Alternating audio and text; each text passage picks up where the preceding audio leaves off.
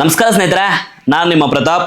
ಮೊಟ್ಟೆ, chicken, paneer, whey protein ಈ 4 ಫುಡ್ಡಲ್ಲಿ ನಮ್ಮ ಮಸಲ್ಸ್ ರಿಕವರಿಗೆ ಯಾವ್ದು ಜಾಸ್ತಿ ಅನುಕೂಲ ಆಗುತ್ತೆ ಅಂದರೆ, ಈ 4 ಫುಡ್ಡಲ್ಲಿ ನಮಗೆ 9 ಅರ್ಧ ಅಮಿನೋ ಆಸಿಡ್ ಐತೆ, ಅಂದರೆ ಮಸಲ್ಸ್ ರಿಪೇರಿಗೆ.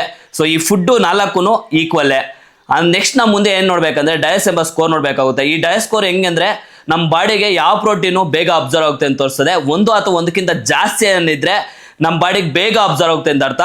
ಸೊ ಮೊಟ್ಟೆಯಲ್ಲಿ 1.1, ಚಿಕನಲ್ಲಿ 1.08, ಪನ್ನೀರಲ್ಲಿ 1.00, ವೇ ಪ್ರೋಟೀನಲ್ಲಿ 1.25. ಈ 4 ಫುಡ್ಡಲ್ಲಿ ಡಯಸ್ ಸ್ಕೋರಲ್ಲಿ ವೇ ಪ್ರೋಟೀನೇ ಟಾಪಲ್ಲಿರೋದು. ಕಂಪೇರ್ ಮಾಡ್ಕೊಂಡ್ರೆ ಡಿಫ್ರೆನ್ಸು ತುಂಬ ಚಿಕ್ಕದೆ.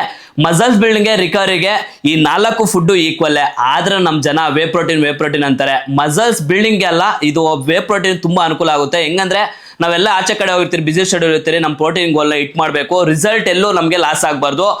ಮಾರ್ಕೆಟಲ್ಲಿ ಸುಮಾರು 16 ಥರ ಬ್ರ್ಯಾಂಡ್ಗಳೈತೆ, 7 ಥರ ಅದು ಫೇಕ್ ವೇ ಪ್ರೋಟೀನ್ ಇರುತ್ತೆ. 3ರಲ್ಲಿ ಬೆಸ್ಟ್ ಯಾವುದು ಅಂದರೆ ನ್ಯೂಟ್ರಿಬೇ ಬಯೋಬ್ಸರು, ಯಾಕಂದರೆ ಇದು ಅನ್ಬಾಕ್ಸು ಸರ್ಟಿಫೈಡು ಹೆಲ್ತಿ.